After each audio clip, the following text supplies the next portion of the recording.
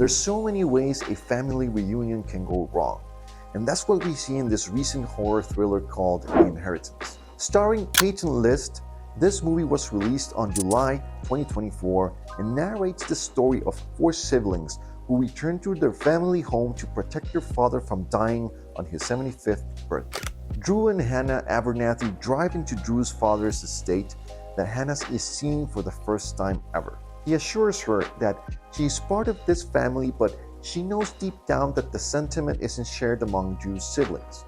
As they pull up in the driveway, they meet Drew's siblings, Madeline and CJ, a set of super busy twins who have taken over their father's empire, and the young phone-addicted sister, Cami, who's documented the whole family reunion on Instagram Live. Even though she's nice to Hannah, Madeline gives her the cold shoulder while CJ is elusive at best. While the family is trying to guess the reason for such a formal invite from their lone father, their family butler, Miles, welcomes them in and informs them that there is no staff present on the property at the time. Their father, Charles's staff, won't return until tomorrow morning, and for now, they all have to see Charles in the great room. But before that, everyone heads to their old bedrooms. Drew finds an old flask that he hid in his wall in his teens and drinks from it to ease his nerves. Hannah is still worried about the twins, so Drew explains that they resent their younger siblings because they got to spend time with their mom during their last days,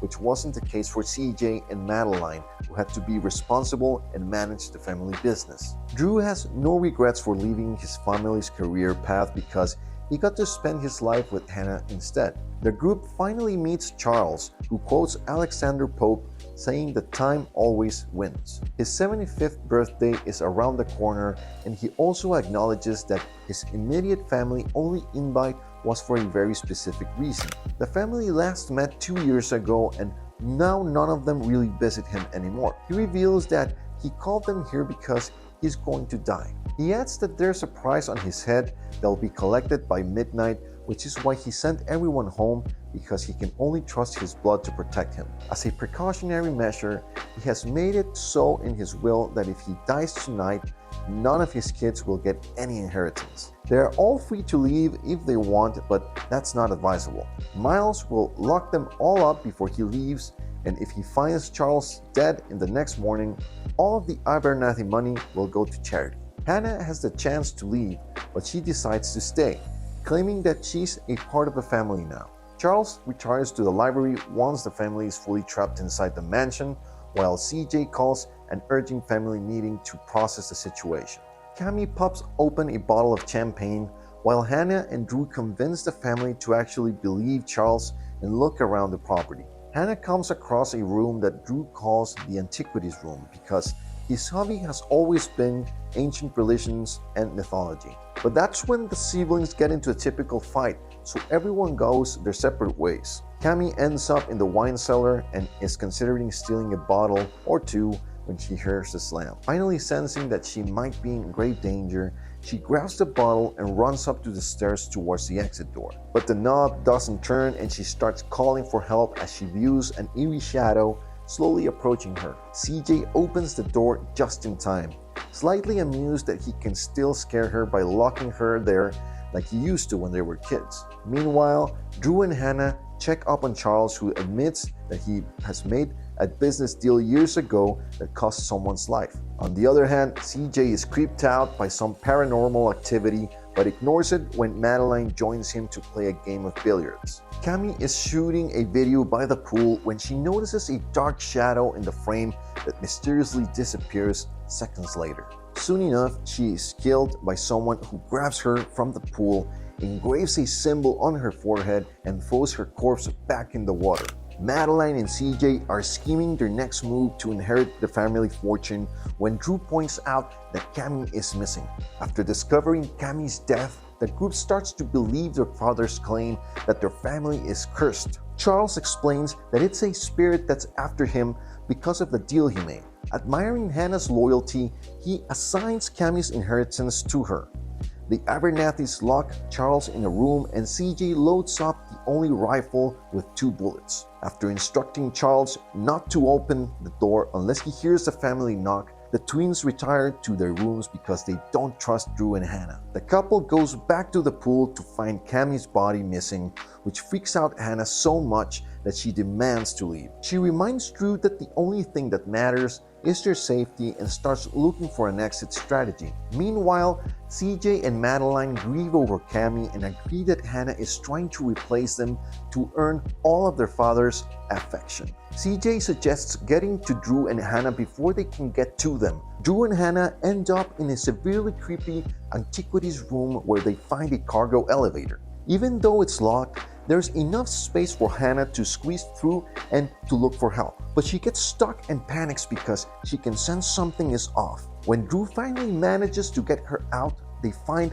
that all the statues in the room have turned and are staring right at them. Suddenly, the lights go out and they're attacked by unseen forces, but make it out of the room just in time. Soon after, they're led to the family vault and locked there by CJ and Madeline. But the shadow appears before the twins too and drags Madeline to Cammie's old room. There, she sees blood dripping from Cammie's portrait, which leads to the ghost of Cammie jumping out of the painting. CJ tries to save Madeline but accidentally shoots her in the heart. His paranoia and nerves are further spiked when Madeline's dead body also disappears. Just as the vault's about to run out of oxygen, CJ frees Hannah and Drew and sends them to Charles to inquire the exact details of the mysterious deal.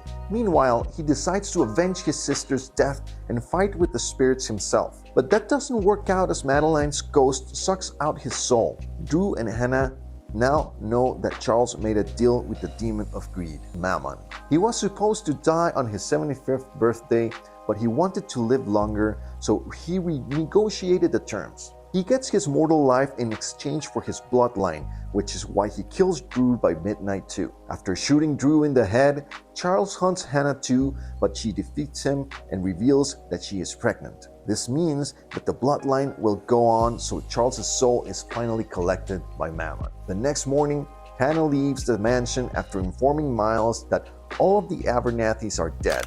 The movie revolves around the theme of family dynamics and how greed can sometimes sabotage even the bonds of blood. This is seen in how an old man as Charles is willing to sacrifice so much for his wealth and life, and even some of his kids have inherited the same cutthroat attitude as him. It also hints towards how families that have built empires often have a lot of blood on their hands that allow them to be so successful. Judging by the fact that this movie was intended to be purely horror, the makers could have done a better job at adding the scary elements to the scene. Besides the grotesque face of the demon shown in the very end, the black figure or the shadow and the objects moving by themselves didn't really measure up to the expectations of a true horror fan. The cast did a good job at playing out the scripts as well as they could, but the twist in the plot was just too predictable and the film lacked suspense or thrill.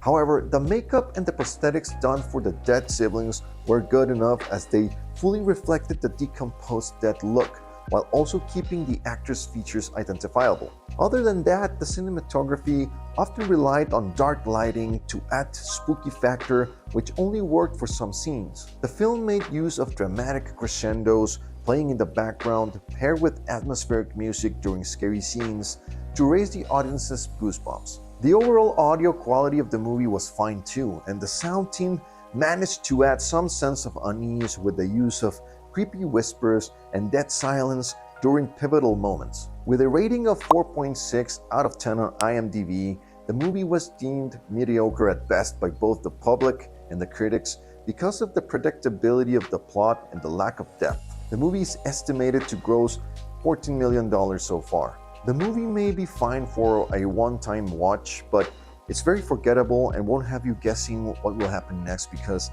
anyone who's seen a few horror movies can look past all the tropes used. It's safe to be watched with family because of no gore and might get mixed reviews depending on your tolerance for horror. That's it. If you like this video, don't forget to hit the like button, comment, share, and subscribe to our channel to watch the latest and most exclusive movie reviews. If you have any requests, thoughts, or recommendations for movie reviews, just drop them below in the comment section and we will see you in the next one. Peace.